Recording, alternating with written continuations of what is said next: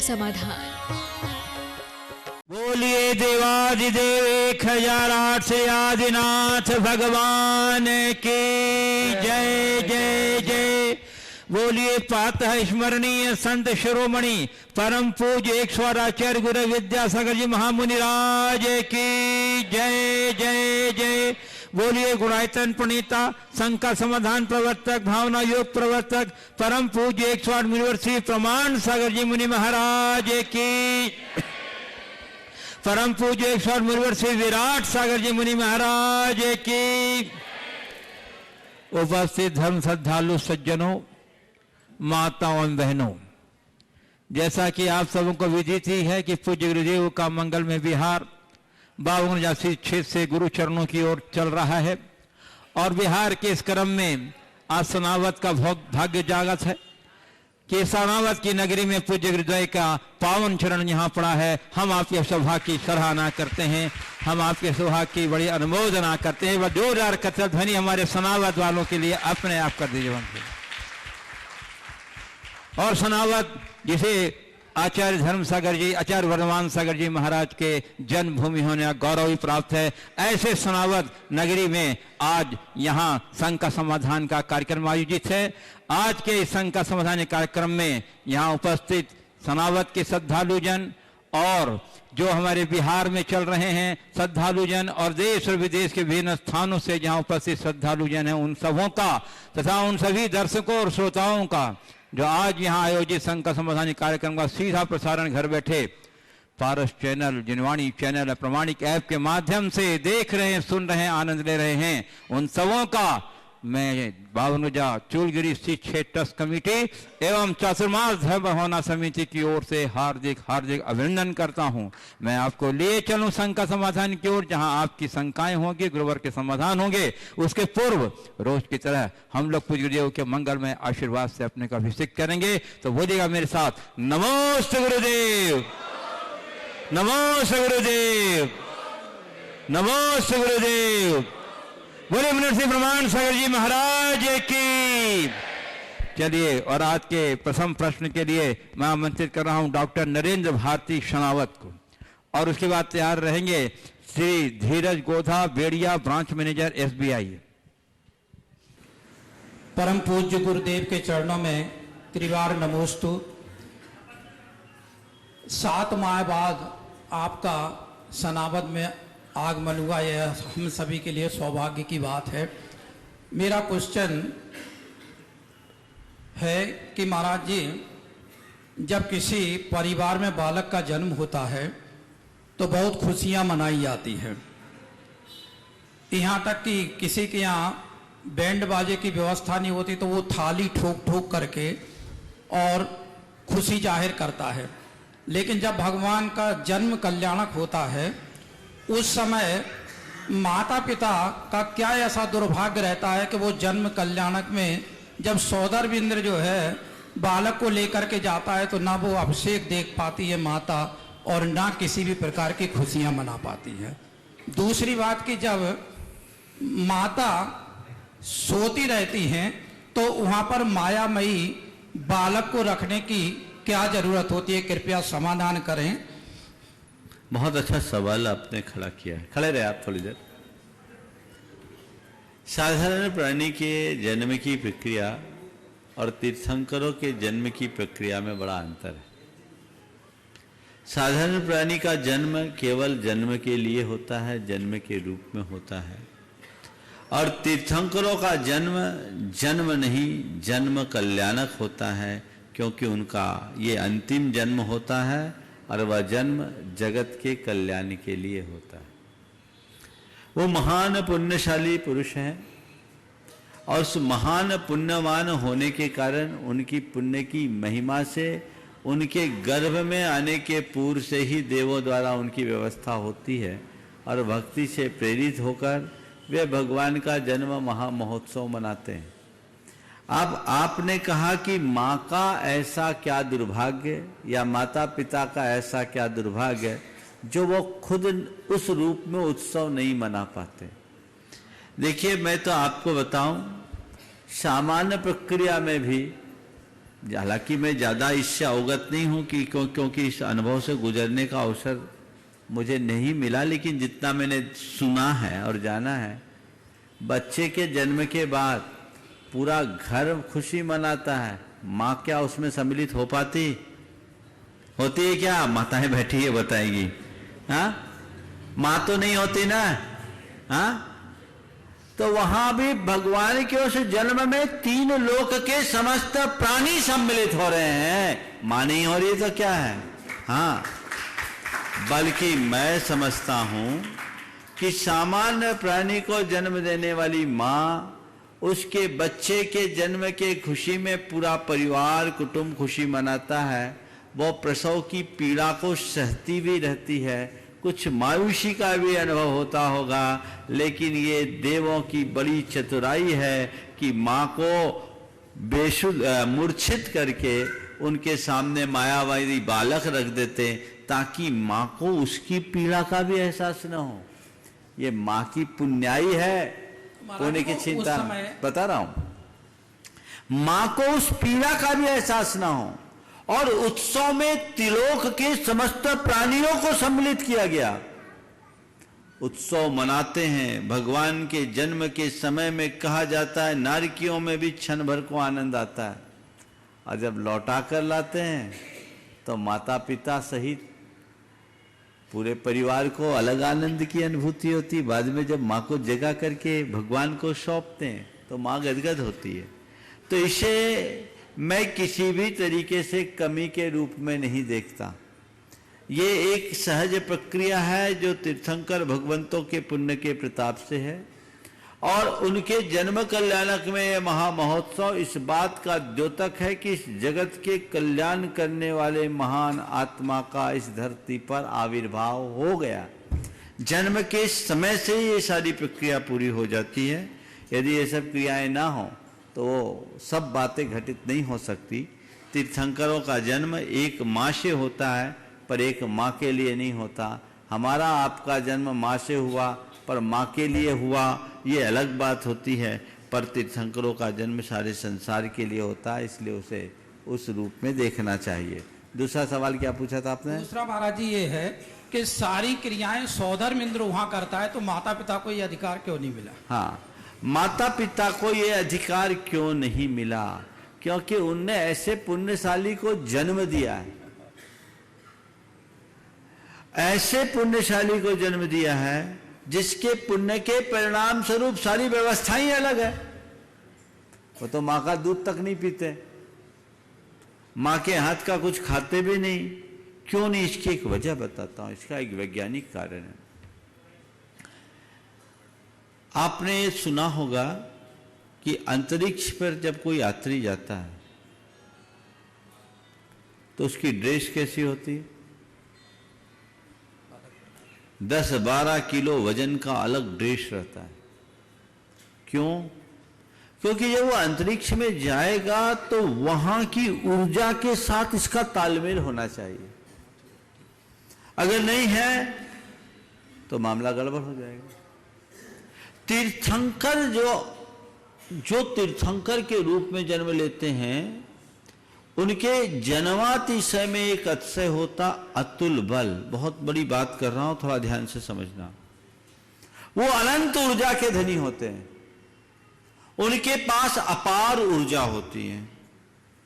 अब जन्म लिया, वो ऊर्जा इन साधारण कपड़ों में सुरक्षित नहीं रह सकती, इसलिए देवता लोग उनके लिए वो वस्त्र लाते, स्पेशल ड्रेस, जिससे उनकी ऊर्जा का दूसरों पर कोई प्रभाव न पड़े।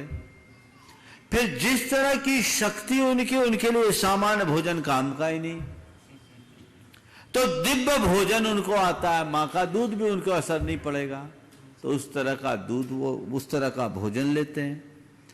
अब आप कहोगे महाराज फिर वो दीक्षा ले लेते तब सामान्य भोजन कैसे ले लेते? ये सवाल होगा।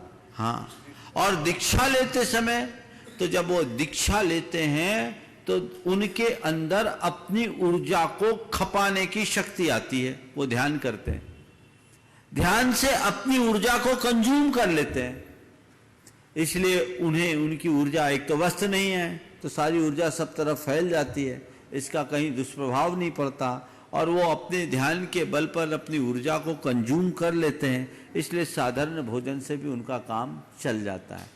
तो ये जो भी कारण हो ऐसा हो सकता है।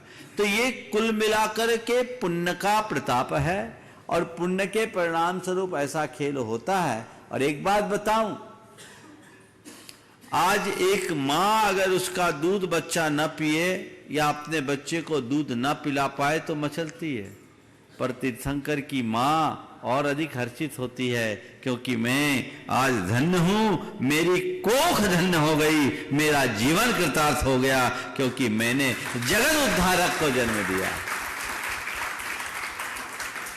वो जगत उद्धारक तीर्थंकर को जन्म देने का सौभाग्य मिला है। यह जो खुशी होती है ना, वो एक बच्चे के दूध पिलाने और लालन पालन की खुशी से अनंत गुनी होती है।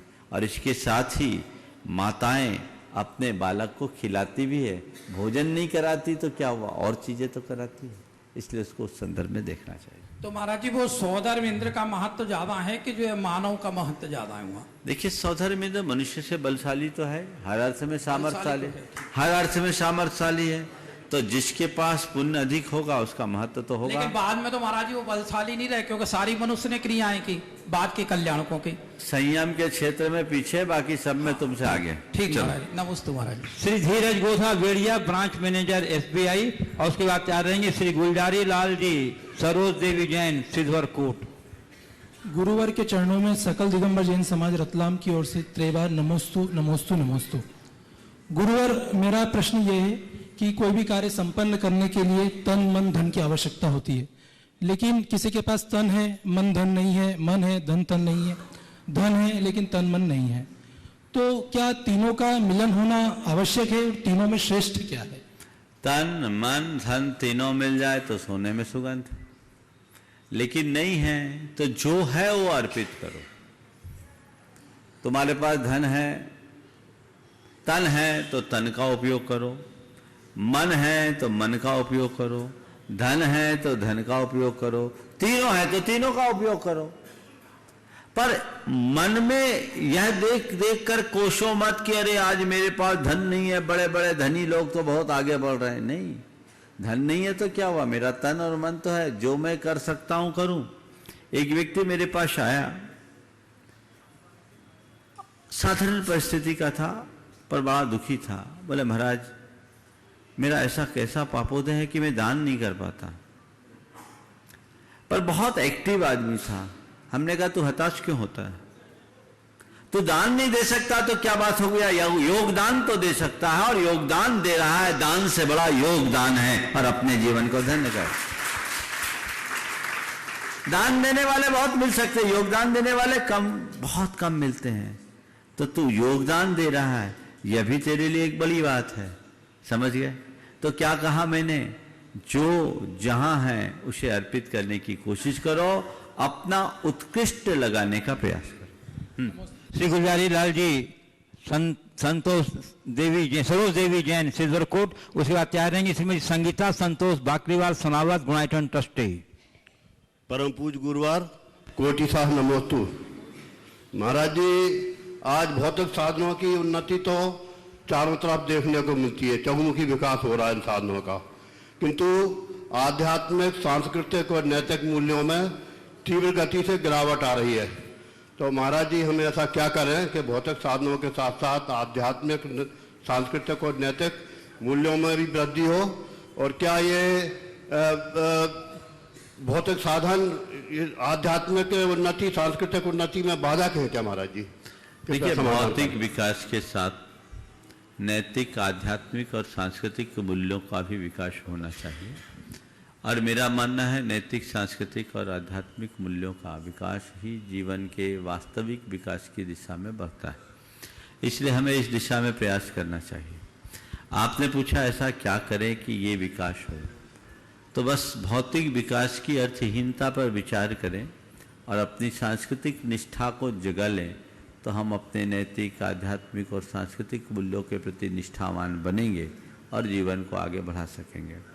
जहाँ तक भौतिक विकास आध्यात्मिक विकास में बाधक है या साधक, भौतिक विकास को मैं आध्यात्मिक विकास में तब तक बाधक नहीं मानता जब तक उन पर नियंत्रण हो।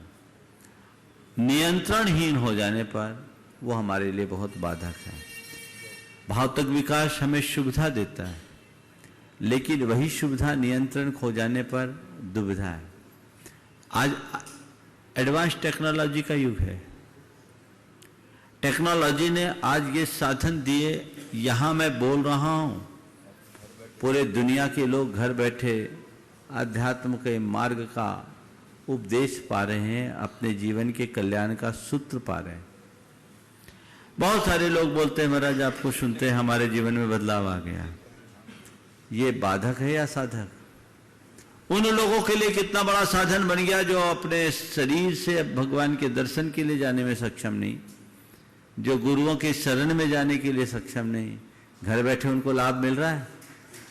ये साधन है, एक सुविधा है, लेकिन कोई 24 घंटे इन्हीं में लग जाए और दुनियादारी की बातों में उलझ जाए और जो दुनिया के दूसरे चैनल उनमें खोए, तो उसका आध्यात्मिक विकास क्या होगा?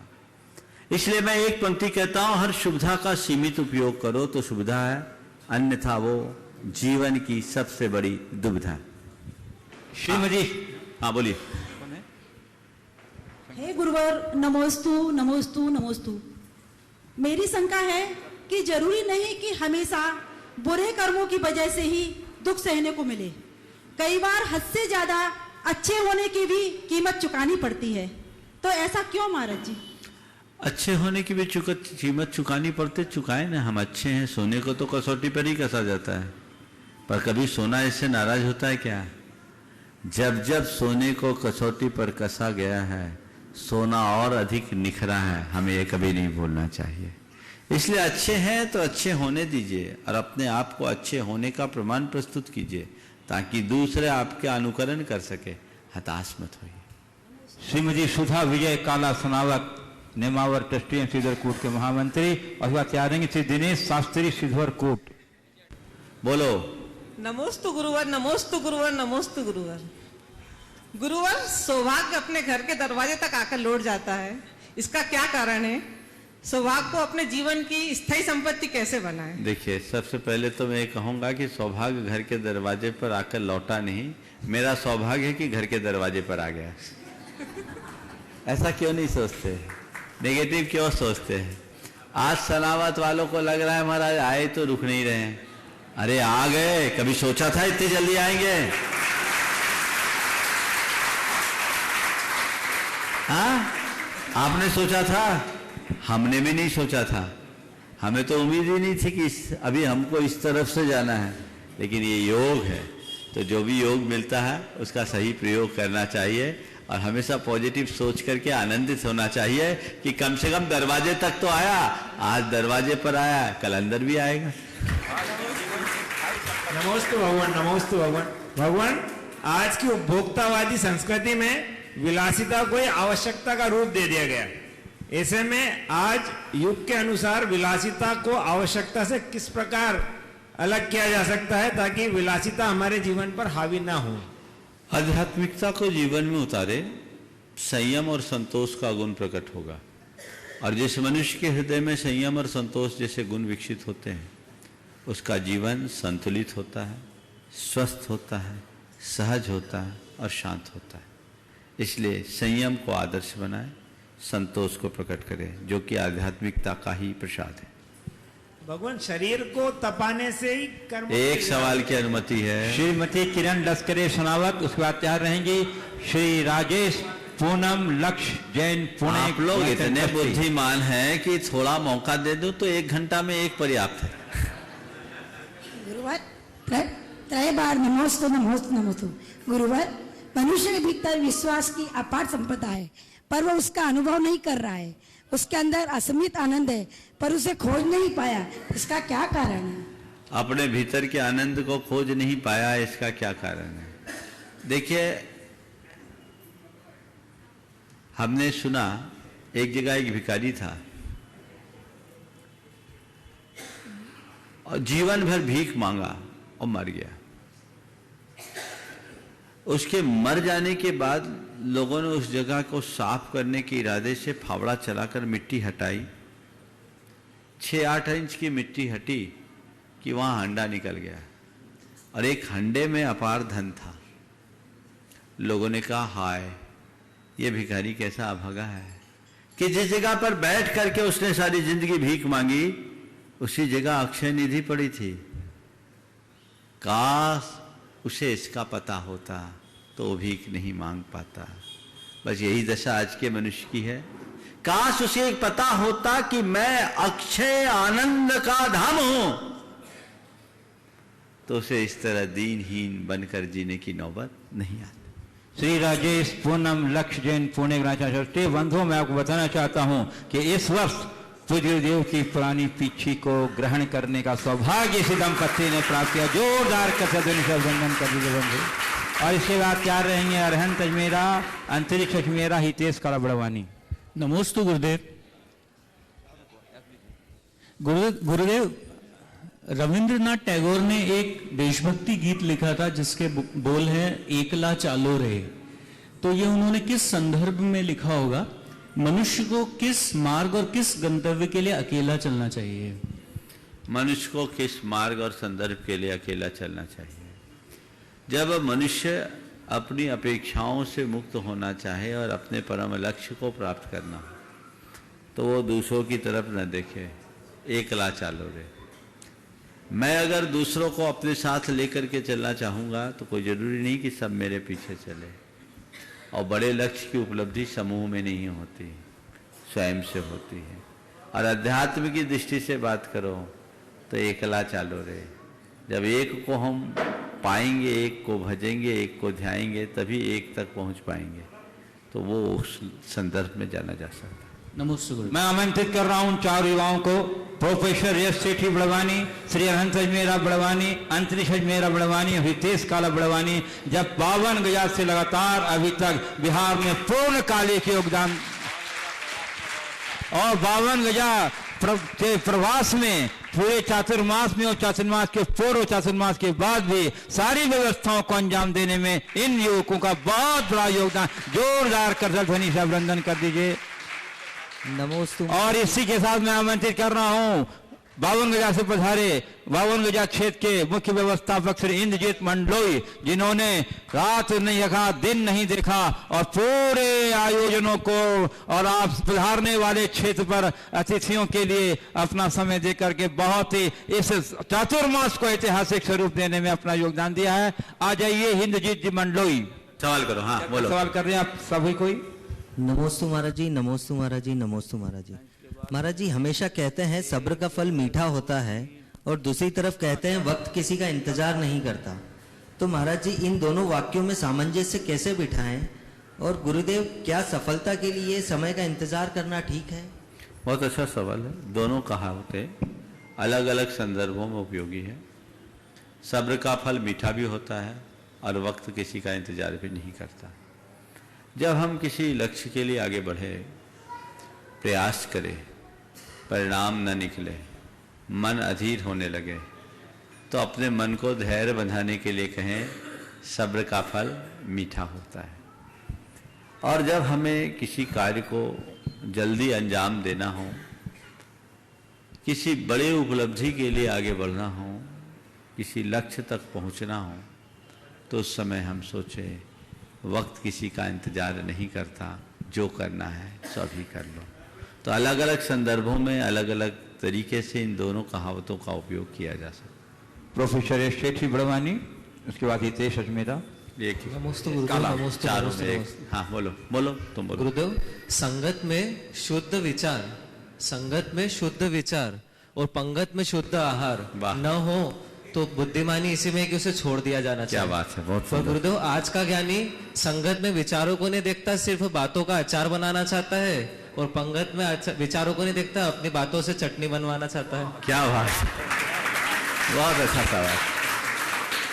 संगत का शुद्ध विचार और पंगत का शुद्ध आहार जीवन में बड़ा उपयोगी है, लेकिन लोग आज शुद्ध विचारों को नहीं देखता, अपनी बातों का आचार बनाना चाहता है और आहारों को नहीं देखता, अपनी बातों की चटनी बनाने लगता है। ऐसे में हम क्या करें? बस तुम्हारी इन दोनों पंक्तियों को यदि व्यक्ति ध्यान में रखे तो ज़्यादा कुछ कहने की जरूरत नहीं है। बड़ी मुश्किल है। मैं तो ये कहता हूँ अशुद्ध आहार से हमारा उतना नुकसान नहीं जितना कि अशुद्ध विचार से। हमें संगत और पंगत दोनों का ख्याल रखना चाहिए। कदाचित पंगत में चूक हो जाए तो मैं उसे उतना बुरा नहीं समझता जितना कि संगत की चूक का। कहावत है जैसी संगत वैसी रंगत, तो हमें हमेशा अच्छी संगत रखनी चाहिए। अगर संगत अच्छी होगी तो फिर पंगत अपने आप सुधर जाएगी, और यही कहीं गलत है तो फिर इस तरह के आचार और चटनी की जरूरत ही नहीं पड़ेगी, नौबत ही नहीं आएगी। गुणायतन संयोजक हड़ौती संभाग में अपना बंधु, ये युवा नहीं परंतु युवा से भी अधिक कर्मठता के साथ पूरे बिहार में अपना योगदान दे रहे हैं। जोरदार अभिनंदन कर दीजिए हमारे कपूर सिंह जी का। और उसके बाद तैयार रहेंगे श्रीमती नीतू जैन, DPS सनावत। मेरे परिवार और गुणायतन परिवार की ओर से त्रिबार नमोस्तु नमोस्तु नमोस्तु। गुरुवर, ताकत आवाज में नहीं अपने विचारों में होनी चाहिए, क्योंकि फसल बारिश से होती है, बाढ़ से। फिर से बोलिए। ताकत आवाज में नहीं अपने विचारों में होनी चाहिए, क्योंकि फसल बारिश से नहीं होती, फसल बारिश से होती है, बाढ़ से नहीं होती। तो गुरुवर, हम अपने विचारों को ताकतवर बनाने के लिए क्या करें? बहुत अच्छा। हमें अपने ताकत विचारों से करनी चाहिए, बातों से नहीं, क्योंकि फसल बारिश से होती है, बाढ़ से नहीं। हमें अपने विचारों को ताकतवर बनाए रखने के लिए क्या करना चाहिए? अपने विचारों के प्रहरी बनना चाहिए। फालतू विचारों से अपने आप को बचाना चाहिए। 24 घंटे में देखिए, हम काम की बातों पर ज़्यादा सोचते हैं या बिना काम की बातों पर? पाएंगे मनुष्य का ज़्यादातर समय बेकाम की बातों पर होता है। यदि मनुष्य अपने विचारों का प्रहरी बने और जब जब उसे लगे कि मैंने अपने ट्रैक को छोड़ा है, अपनी निंदा गहरा करके उससे बचने का प्रयास करे, तो अपने जीवन में बहुत बड़ा बदलाव घटित कर सकता है और वो एक अच्छे विचार का धनी बन सकता है। श्रीमती नीतू जैन, DPS सनावत। उस बाद तैयार रहेंगे श्री आशीष झाजरी सनावत। गुरुदेव के चरणों में त्रैबार नमोस्तु। गुरुदेव, आजकल सभी कार्य मशीनों के द्वारा संपन्न किए जा रहे हैं। मशीनें कार्य करती हैं, परंतु अभी तक उसमें सोचने समझने की क्षमता नहीं थी। आजकल आर्टिफिशियल इंटेलिजेंस के द्वारा उनके अंदर सोचने समझने की क्षमता विकसित की जा रही है। वे मनुष्यों की ही तरह सोचने लगी और कार्य करने लगी है, या यूं कहें कि वे मनुष्य के समकक्ष हो रही हैं। तो ऐसी स्थिति में मानव सभ्यता पर इसका क्या प्रभाव पड़ेगा? क्या ये हमारे लिए घातक सिद्ध होंगी? आपका सवाल बहुत अच्छा है और इससे ही मिलता जुलता सवाल कल आया था। मैंने अपने विचार इस संदर्भ में प्रकट कर दिए थे, लेकिन आज अपनी बात को और आगे बढ़ाते हुए कुछ बातें जरूर कहना चाहूँगा कि इस तरह की प्रवृत्ति भविष्य के लिए एक बहुत बड़े खतरे की घंटी है। जब मनुष्य के द्वारा मनुष्य को ही अनुपयोगी सिद्ध कर दिया जाएगा, उस दिन मनुष्यता का क्या होगा? कल्पना मात्र से हमारी रूह कांपती है। हमें इस पर सोचना होगा। हालांकि विश्व भर के चिंतक इस विषय पर गंभीर चर्चा कर रहे हैं और मुझे लगता है आने वाले समय में इस पर व्यापक बहस छिड़ेगी। ये परिणाम बहुत भयानक होंगे। यंत्र मानवता की यंत्रणा का कानून न बन जाए, हमें ये देखना है। और हमें इस तरह की इस आर्टिफिशियल इंटेलिजेंस के होने वाले दुरुपयोग से बचने के लिए हर संभव प्रयास करने की ज़रूरत है, जिससे हम कहीं ना बच पाएँ। वस्तुतः होना ये चाहिए कि हम अपने इंटेलेक्ट को बढ़ाएं। इस आर्टिफिशियल इंटेलिजेंस को बढ़ाने की जगह यदि मनुष्य अपनी तकनीक क्षमता को विकसित करता, अपनी बौद्धिक विकास करता, अपनी आध्यात्मिक शक्तियों को विकसित करता है, तो उसके पास उतनी क्षमता है जो एक सामान्य प्राणी के अंदर नहीं होता। हम उनको जगाने की कोशिश करें और अपने जीवन को बेहतर बनाएं। ये श्री आशीष झाजरी शनावत और उसके बाद तैयार रहेंगे श्री सुनील जैन नर्मदा नगर। नमोस्तु गुरु, नमोस्तु नमोस्तु नमोस्तु।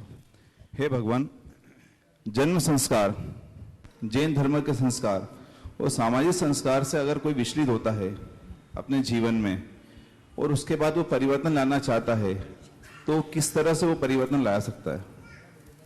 देखिए, यदि कोई व्यक्ति किसी वजह से संस्कार से विमुख हो गया तो हमारे यहाँ एक मार्ग है स्थितिकरण का। वो अपनी निंदा ग्रह करे, प्रायश्चित ले, शुद्धिकरण करे, गुरुओं का मार्गदर्शन ले, उन्हें सही मोटिवेशन दिया जाए तो उसका स्थितिकरण किया जा सकता है और उस स्थितिकरण के बदौलत वो वापस संस्कारों को पा सकता है। हमेशा एक बात का ध्यान रखना चाहिए कि पतित से पतित प्राणी के भीतर भी सुधार की संभावना हमेशा जीवित रहती है। अंजन चौर इसका उत्कृष्ट उदाहरण है, जो बड़ा पतित था लेकिन बदला तो निरंजन हो गया। हमें इस पर ध्यान देना चाहिए। श्री सुनील जैन नर्मदा नगर और उसके बाद तैयार रहेंगे इंद्रजीत जी मंडलोई। गुरुदेव के चरणों में 3 बार नमोस्तु नमोस्तु नमोस्तु। गुरुदेव, मेरा वश हमारी समाज जैन समाज नर्मदा नगर का निवेदन स्वीकार करें, स्वीकार करें, स्वीकार करें। नमोस्तु भाई, नमोस्तु। हो गया, चलिए इंद्रजीत। श्री इंद्रजीत मंडलोई और उसके बाद तैयार रहेंगी श्रीमती नम्रता जैन सिद्धवर कोट। नमोस्तु गुरुदेव, नमोस्तु नमोस्तु नमोस्तु। गुरुदेव, प्रश्न के पहले मैं एक जानकारी देना चाहता हूं कि आपके माध्यम से 52 गजा में जो बाढ़ पीड़ितों की धनराशि एकत्रित की गई थी, उस राशि में से हमने पहले 56 चेक दे दिए थे और उसके बाद 96 चेक हमने फिर दिए थे। टोटल 91 लाख रुपीस हम उनको दे चुके हैं और वो 24 तारीख को जो ज्ञान संवर्धन समिति है, जो निर्यापक नियम सागर जी महाराज और निर्यापक मुनि नियम सागर जी महाराज और पूज्य आगम सागर जी महाराज के सानिध्य में इन्होंने जो सर्वे किया था, उनके माध्यम से 24 तारीख को रंगोली में वो चेक वितरित करेंगे सेकंड किस्त के। हमने उनको तीसरी किस्त के लिए भी बोला है कि जल्दी वो किस्त ले ले हमारे से सर्वे करके। और ये जानकारी दे रहा हूँ गुरुदेव कि हमको जिन लोगों ने पैसा दिया था वो सारी सूची हमने वेबसाइट पे डाल दी है, अपने नामों के साथ में वो देख सकते हैं वेबसाइट के ऊपर। एक जानकारी और गुरुदेव कि बहुत सारा पेमेंट अभी भी हमारे पास बैंक में पड़ा हुआ है जिसकी जानकारी हमको प्राप्त नहीं हो रही। कृपया वे लोग जिनको हमारे ओर से रसीद न मिली हो और उन्होंने बैंक में रुपए जमा कर दिया हो, वो कृपया हमसे कांटेक्ट करें और रसीद प्राप्त कर ले, ताकि बैंक का टैक्स से भी हमको न देना। जिन्होंने दिया है उनका तो आपने वेबसाइट में डाला, जिनको दिया उनका भी डिटेल वेबसाइट में? हाँ, उनका डिटेल भी डाल दिया गुरुदेव। डाल दिया? जी जी, बहुत सुंदर। कोई भी अपनी राशि देख सकते हैं गुरुदेव। बहुत सुंदर। हाँ बोलिए, किसमें, कौन सी वेबसाइट में? तो आगे बोलना। प्रमाण सागर। एक मिनट बोलने दो, जो डालने वाला उनको। हाँ, पूरा डिटेल बताओ। नमस्ते गुरुदेव। जो बाढ़ पीड़ित के लिए राशि एकत्रित की गई थी, उसकी जितने लोगों का दान प्राप्त हुआ था उन सबकी जानकारी हमने www.munipramansagar.net पर डाल दी गई है और जिन्हें राशि पहुंचाई गई है उनकी भी जानकारी पूरी वहां पर डाल रहे हैं, कंटिन्यू डाल रहे हैं। और जिन जिन लोगों ने रसीद प्राप्त नहीं की है या जिनकी जानकारी ट्रस्ट तक नहीं पहुंची है, उनसे निवेदन है कि वो एक बार फोन लगा के या हमारे संपर्कों पे संपर्क करके आप उसकी जानकारी अवश्य दें। हाँ, अपना सवाल। गुरुदेव, मैं ये पूछ रहा हूं कि नारायण सलाह का पुरुष होते हैं और उनके पुण्य में ऐसी क्या खोट होती है कि वो नीचे ही जाते हैं, उनका अधो पता नहीं होता है? देखिए, ऐसा है, नीचे जाना पड़ता है कभी कभी ऊपर जाने के लिए, है ना। आपने देखा है कि वजनदार चीज को ऊपर उठाने के लिए क्या करना पड़ता है? झुलाते हैं तब ऊपर जाते हैं। ये जितने भी सलाहकार पुरुष हैं ये बड़े निकट भव्य होते हैं। अब इनके जीवन चक्र में अनुबद्ध वैर होता है, उसके परिणाम स्वरूप अधोलोक की यात्रा होती है, लेकिन शीघ्र मध्यलोक में आकर वे सिद्ध बनने वाले हैं, परमात्मा बनने वाले हैं। इसलिए इसमें ज्यादा उलझने की जरूरत नहीं। श्रीमती नम्रता जैन सिद्धवर कोट। नमस्ते महाराज जी, मेरा प्रश्न ये है। अच्छा, जब ये नम्रता थोड़ी है। जब करता तो आपके पैर नहीं दिखते? आप जब बिहार करते हो तो आपके पैर नहीं दिखते? मेरे साथ चलोगे तो आपके भी नहीं दुखेंगे। चलो हाँ बोलो, सवाल करो। नमोस्तु महाराज जी। महाराज जी कहते हैं कि नदी कभी भी उल्टी नहीं बहती, एक ही दिशा में बहती है। तो हम हमारे जीवन को किस प्रकार नदी से प्रेरणा लेकर किस प्रकार उसको सजाएं कि हमारा जीवन भी एक ही दिशा में परिवर्तित हो जाए और सीधी ओर बहुत बहे। सुंदर सवाल है और बहुत अच्छी प्रेरणा है। नदी कभी उल्टी नहीं बहती, एक ही दिशा में बहती, सतत बहती। क्यों? क्योंकि नदी का अपना लक्ष्य है सागर से मिलना, और वो सागर की यात्रा में निकल पड़ती है, सागर के लिए चलती है, तो बस चलती ही रहती है, लौटने का कोई सवाल नहीं।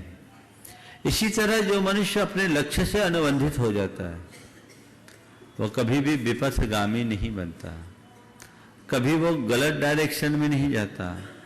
हमें हमेशा उसी डायरेक्शन में चलना चाहिए जिससे हमारे लक्ष्य की पूर्ति हो, लक्ष्य की पुष्टि हो।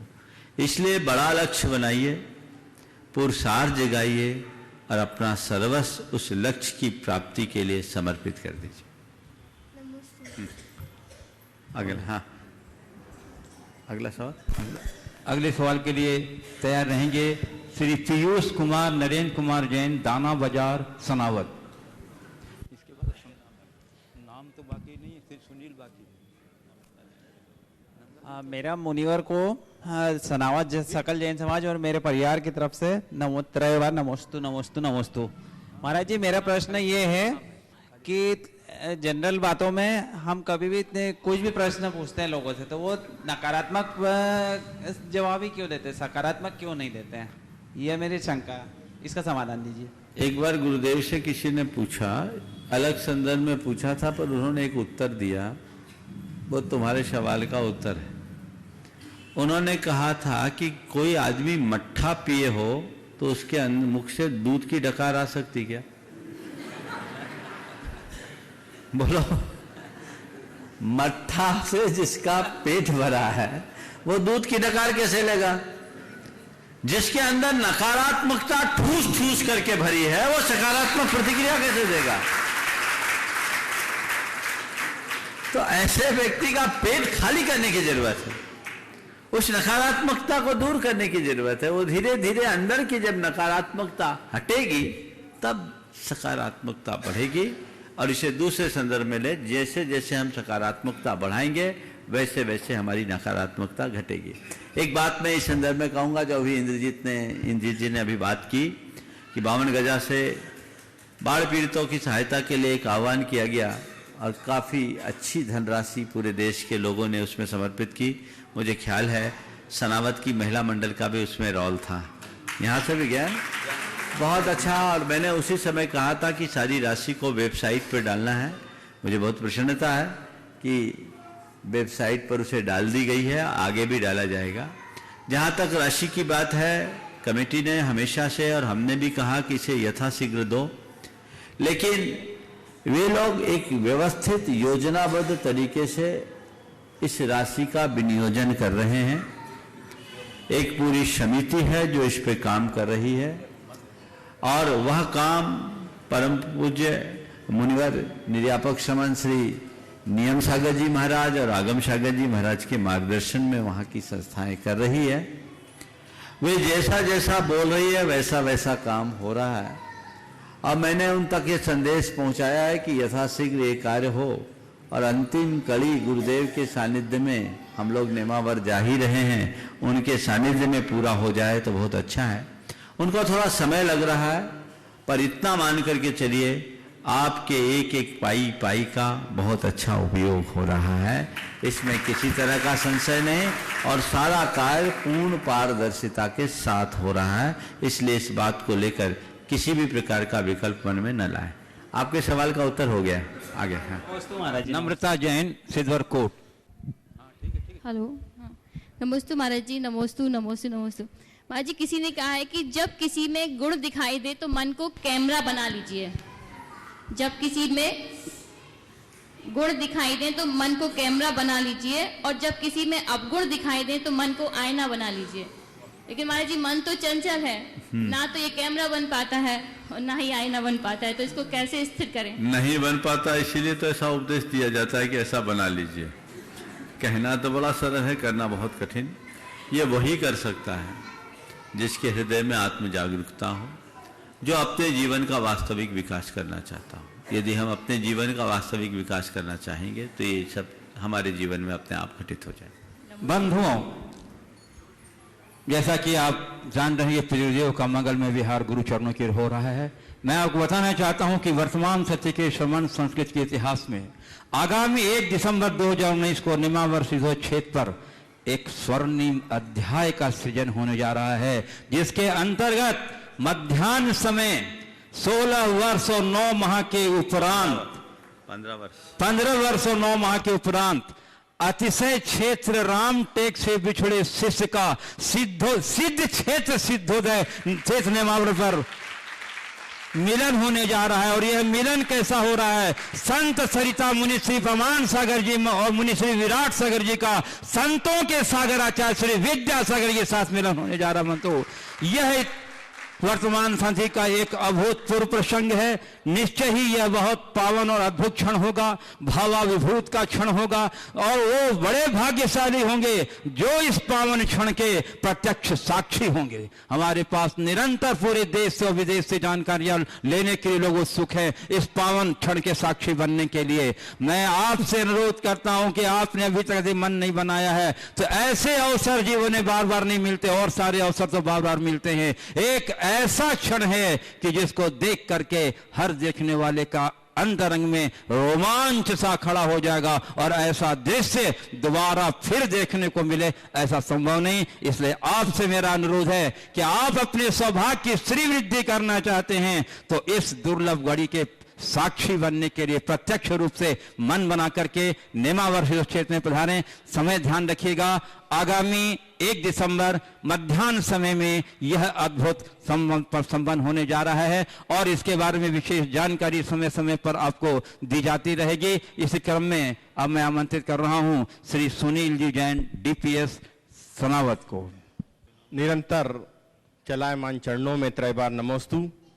अभी संचालक जी ने बताया कि एक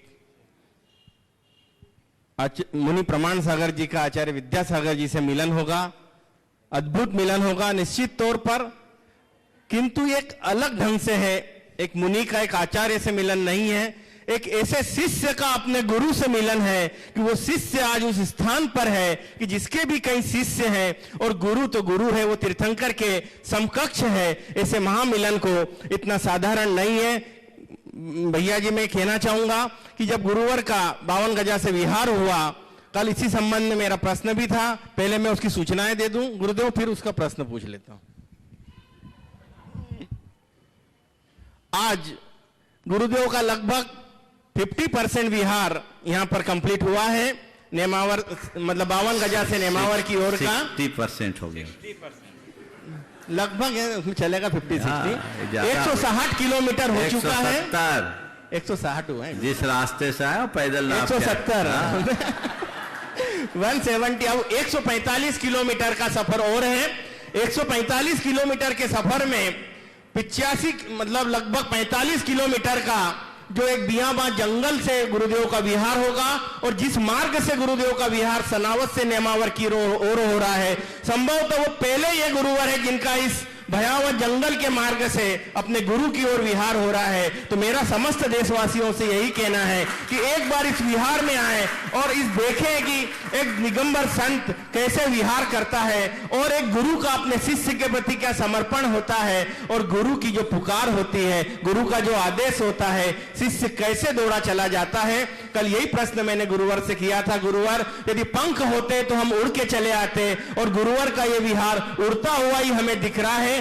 आए और गए पलक झपकते, क्योंकि 15 तारीख को 52 गजा से निकले और आज 23 तारीख को सनावद में है। कल 24 तारीख की प्रातः काल सनावद से निकलेंगे, और 1 तारीख की दोपहर में हम नेमावर में उस अद्भुत पलों के साक्षी बनेंगे जब गुरुदेव का अपने गुरुदेव से मिलन होगा। तो गुरुदेव ने कल एक बात कही थी कि मैं जल्दी इसलिए नहीं जा रहा हूं कि मुझे जल्दी है, आप देखिए समर्पण की पराकाष्ठा कि मैं जल्दी इसलिए नहीं जा रहा हूं कि मुझे जल्दी है, कहीं मेरे गुरु को मेरा इंतजार न करना पड़े, उनका अगला प्रोग्राम न डिस्टर्ब हो, इसीलिए मैं तेजी से जा रहा हूं। हम गुरुदेव के चरणों को देखते हैं, उनके पांव को देखते हैं तो हमारा हृदय विदीर्ण हो जाता है, एक आद्र निकलती है गुरुदेव के चरणों को देखकर।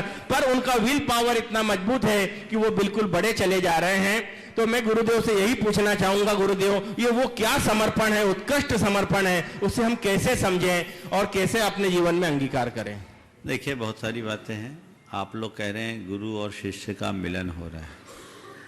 मैं बिल्कुल नहीं कहता, न मानता कि गुरु शिष्य का मिलन है। मिलन उसका होता है जो जुदा होता है। हम जुदा ही नहीं हुए तो हमारा मिलन क्या है? हम कभी जुदा नहीं हुए, और जिस गुरु और शिष्य जब तक आज्ञा से बंधे हैं तब तक एक दूसरे से कभी जुदा नहीं होते।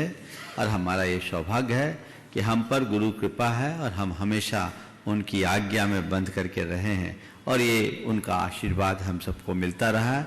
और इसमें एक संयोग है कि एक लंबे अंतराल के बाद उनके प्रत्यक्ष चरण बंदन का सौभाग्य हमें मिल रहा है। तो हम गुरुदेव से मिलने के लिए नहीं जा रहे हैं, हम दोनों गुरुदेव के प्रत्यक्ष चरण बंदन के लिए जा रहे हैं। उनकी प्रत्यक्ष चरण वंदना को 8 मार्च 2004 को मैंने की थी, और 8 मार्च 2009 को विराट सागर जी महाराज ने की थी। संयोग एक ही डेट है। उनको 10 साल हुए हैं, मुझे 15 साल हुए, 9 महीना अलग। ये गुरु की कृपा है। हम उनकी चरण वंदना के लिए जा रहे हैं। आप लोग इस अर्थ में हमसे ज्यादा भाग्यशाली हैं कि जब चाहें गुरु की वंदना करने के लिए आप आजाद हो, जब आपकी इच्छा हो कर सकते हैं। लेकिन हम लोग तो उस प्रत्यक्ष चरण वंदना का भी सौभाग्य तब पाते हैं जब हमारी गुरु कृपा हम पर अलग से बरसती है, उनकी आज्ञा के रूप में, उनके आदेश के रूप में। वो कृपा बरसी है और हम लोग अब पहुंच रहे हैं। आपने बोला कि पैर में छाले हैं, ये हैं, आप सबको छाले दिख रहे हैं और हमें गुरुदेव के चरण दिख रहे हैं, और कुछ नहीं दिख रहा है। और वही हम लोगों के उत्साह को बढ़ाता है। बड़े लक्ष्य को पाने के लिए छोटी बातें हमेशा नज़रअंदाज करनी पड़ती है, और जब तक हम इन बातों को नज़रअंदाज नहीं करेंगे तब तक अपने जीवन का उत्कर्ष नहीं कर सकेंगे। बिहार के कार्यक्रम की जानकारी दी गई और कहा गया बियावान जंगल से जाना है। अरे भाई, जो गुरु चरणों में जाता है वो संसार के बियावान जंगल से हमेशा हमेशा को निकल जाता है, और हम निकल गए। और इसी वजह से ये योग बन रहा है। इस जंगल से, जंगल का रास्ता है, संसार का रास्ता ही जंगल का है, लेकिन अब हम जंगल से मंगल की ओर बढ़ने जा रहे हैं, और वो हमारे जीवन के लिए एक बड़ी उपलब्धि है। हम गुरुदेव के चरण बंदन को जा रहे हैं। आप सब जिनका सौभाग्य होगा वे उस चरण वंदना के साक्षी बनेंगे। पर बस बात मिलने की है तो मिलने की बात अब मत करना, चरण वंदना की है, वो भी परोक्ष तो हम नित्य करते हैं, नित्य हर सांस में करते हैं। प्रत्यक्ष करने का ये सौभाग्य हम सबको मिल रहा है। हम उसे पाएं और अपने जीवन को आगे बढ़ाने की कोशिश करें। हमारे लिए वह प्रत्यक्ष चरण वंदन का जो क्षण होगा, निश्चयता बड़ा मौलिक क्षण होगा, आनंददायी क्षण होगा। उस क्षण की मैं आप सबके सामने व्याख्या नहीं कर सकता, वो केवल अनुभूति मूलक क्षण है, और उसी के बदौलत अपने जीवन को आगे बढ़ाया जा सकता है। अगले प्रश्न के लिए मैं आमंत्रित कर रहा हूं नहीं, श्रीमती मंजुला नरेंद्र पाटनी शनावत, और उसके बाद तैयार रहेंगे श्री डीके जैन इंदौर। श्रीमती मंजुला नरेंद्र पाटनी शनावत ओम नहीं है। अगला बोलिए। श्री डीके जैन इंदौर, उसके बाद तैयार रहेंगी श्रीमती अंजू सुरेंद्र कुमार पाटनी सनावत। हे गुरुदेव, नमोस्तु नमोस्तु नमोस्तु। मन की लिखो तो शब्द रूठ जाते हैं, सच लिखो तो अपने रूठ जाते हैं। हे गुरुवर, जिंदगी का सामना करना बहुत मुश्किल है। सपनों के खातिर अपने रूठ जाते हैं, अपनों के खातिर सपने रूठ जाते हैं।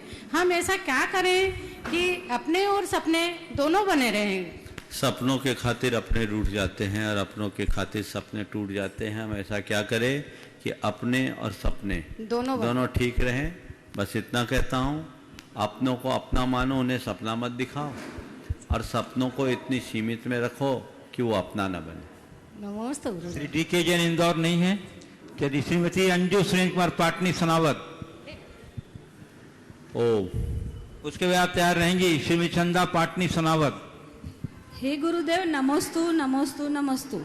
समस्त पाटनी परिवार की ओर से नमोस्तु। हे गुरुदेव, घर में दरवाजा छोटा, दरवाजे से ताला छोटा, ताले से चाबी छोटी, छोटी सी चाबी से पूरा घर खुल जाता है। तो क्या गुरुदेव छोटे छोटे अच्छे विचार बहुत बड़े बड़े बदलाव को ला सकते हैं?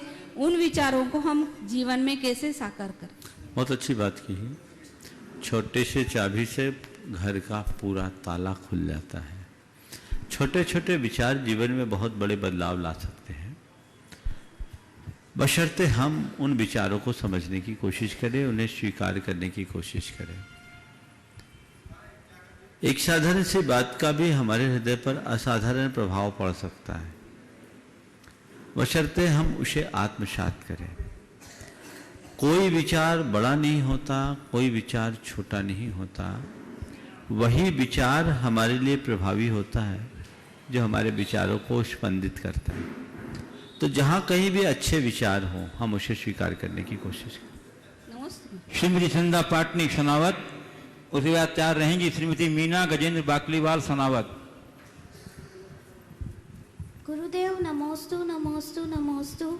गुरुदेव, ऐसा क्या करे कि न आंखें भरे, न दुश्मनी पाले, न सत्य कहने पर होठ सिले, न किस्मत अड़े, न बुद्धि को जंग लगे, जिससे सद्बुद्धि के लिए गुरु शरण लेना पड़े, जिससे आत्मसम्मान बना रहे और मौसम की तरह बार बार बदलना भी ना पड़े। इसके लिए क्या करे? अपने ईगो को छोड़ दे, सरलता को आत्मसात कर ले, बुद्धि की जगह सद्बुद्धि का उपयोग करना शुरू कर दे। श्रीमती चंदा पाटनी सनावत होंगी, श्रीमती मीना गजेंद्र बाकलीवाल सनावत, और फिर तैयार रहेंगी श्रीमती मंदा भूंच सनावत। हे गुरुवर, नमोस्तु नमोस्तु नमोस्तु। कहा जाता है कि उम्र को हराना है तो शौक जिंदा रखिए, घुटने चले या ना चले, मन उड़ता परिंदा रखिए। तो मनुष्य ऐसे कौन से शौक रखे जिससे वह उम्र को हरा सके? शौक, शौक नहीं, शौक है ना, शौक। शौक यानी अपनी हॉबी, शौक। ऐसी कौन सी शौक रखे जिससे, क्या बोला आपने? घुटने चले या ना चले, मन उड़ता परिंदा रखिए। हाँ। तो मनुष्य ऐसे कौन से शौक रखे जिससे वह उम्र को हरा सके? ऐसे कौन से शौक रखे जिससे उम्र को हरा सके? बहुत सीधा सा है, जिंदा दिल बन करके जिए। अपने अंतरंग में जिंदा दिली को जगाइए, आपके जीवन में सारे शौक बरकरार रहेंगे। श्रीमती मंदा भूंच सनावत, विभाग तैयार रहेंगे श्री डी के जैन ग्वालियर इंदौर। नमोस्तु नमोस्तु नमोस्तु गुरुवर। गुरुवर, मेरी शंका यह है कि बांसुरी में इतने छेद है, फिर भी हवा पाकर ही प्रकृति को मधुरम बना देती है। स्वयं के व्यक्तित्व को कैसे निखारे कि जो बांसुरी के सर्वत्र को मधुरम बना दे? कृपया समाधान करें। देखिए, आपके प्रश्न का उत्तर मैं श्री कृष्ण के जीवन के पर आधारित एक प्रसंग से देना चाहता हूं। एक बार गोपियां श्री कृष्ण के पास चले गई और शिकायत भरे लहजे में कही कि हम 24 घंटे आपकी भक्ति करते हैं, लेकिन आप हम लोगों को कोई महत्व नहीं देते। इस बांसुरी से इतना क्या प्रेम जो हर पल अपने साथ रखते हैं, जब चाहे अपने ओठों पे लगा लेते हैं। तो श्री कृष्ण ने जो जवाब दिया बहुत ध्यान देने लायक। उन्होंने कहा, देखो ये बात सही है कि तुम लोगों की अपेक्षा में बांसुरी को ज़्यादा महत्व देता हूँ, पर इसकी एक वजह है। बोले क्या वजह? बोले एक नहीं 3 वजह है। बोले क्या है? पहली बात तो इसमें कोई गांठ नहीं है। दूसरी बात, ये बिना बुलाए बोलती नहीं है। और तीसरी बात, जब भी बोलती है मीठा बोलती है। समझ गए? तो हम अपने मन की गांठें खोले, जीवन में मधुरता अपने आप आएगी। समझ नमस्ते। GDK जैन इंदौर। नमोस्तु गुरुदेव, नमोस्तु नमोस्तु। गोयल नगर जैन समाज इंदौर की ओर से आपको बारंबार नमोस्तु। गोधा परिवार की ओर से नमोस्तु। महाराज जी, मेरा प्रश्न है, जो दूसरों का सम्मान नहीं करते वे सम्मानीय लोग हो नहीं सकते। और दूसरा है, जो बड़ा है मीन्स वह धर्म से बहुत दूर खड़ा है। इसका अभिप्राय अपने आप में स्पष्ट अभिप्राय है, इसके लिए कहने की जरूरत नहीं। और दोनों उक्ति गुरुदेव की, जो दूसरों का सम्मान नहीं करते वो खुद सम्माननीय नहीं होते, क्योंकि मान देने से मिलता है, चाहने से नहीं। और जो मानता स्वयं को सबसे बड़ा है वो धर्म से अभी बहुत दूर खड़ा है। ये हमारे गुरुदेव की उक्ति है और इस चीज को हम समझें। आशीर्वाद। कुमार अथर्व जैन समावत, और उसके बाद तैयार रहेंगे श्री धीरज गोधा बेड़िया, ब्रांच मैनेजर SBI। गुरुवार के चरणों में त्रिबार नमोस्तु नमोस्तु नमोस्तु। मेरा प्रश्न यह है कि मंदिर के ऊपर शिखर का क्या महत्व है, और हम अपने मन मंदिर में शिखर को कैसे स्थापित कर सकते हैं? देखो, बहुत अच्छा सवाल किया है। मंदिर में शिखर बनाए जाते हैं और वो प्राय शंकु के आकार का गुंबदनुमा होता है। उसके पीछे की सबसे बड़ी वजह यह है, उसे गर्भगृह कहते हैं, जहाँ भगवान विराजते हैं। उसके ऊपर शिखर रखते हैं, शिखर के ऊपर कलश रखते हैं, उसे एक जिसे पिरामिडिकल शेप में देते हैं। तो वो क्यों है? मंदिर में जो हम पाठ जाप ध्यान करते हैं, उससे उत्पन्न ऊर्जा कई गुनी होकर हम पर बरसती है, इसलिए शिखर बनाते हैं। समझ गए? और उस पर जो कलश होता है वो एक प्रकार से एंटीना का काम करता है। ब्रह्मांड की जो अच्छी कॉस्मिक पावर है उसे वो ग्रहण करता है और उससे मंदिर की ऊर्जा बढ़ती है। इसलिए शिखर, कलश और ध्वज सहित मंदिर का प्रभाव बहुत अधिक होता है। और ऐसा क्या करे कि हमारे मन मंदिर में शिखर बन जाए? तो अपने मन मंदिर पर शिखर बनाना चाहते हो तो अपने चरित्र को उज्जवल बनाओ। समझ गए? और हमारे शास्त्रों में बताया है कि जीवन भर ध्यान धर्म साधना करते हुए अंत में समाधि पूर्वक अपने शरीर को छोड़ना जीवन मंदिर पर शिखर चढ़ाने जैसा है। इस प्रकार आज के इस सत्र को परम पूज्य गुरुदेव के चरणों में नमन अर्पित करते हुए यहीं पर विराम दे रहा हूं। बोलिए परम पूज्य आचार्य गुरुवर श्री विद्यासागर जी महाराज। बोलिए मुनिवर श्री प्रमाण सागर जी महाराज की।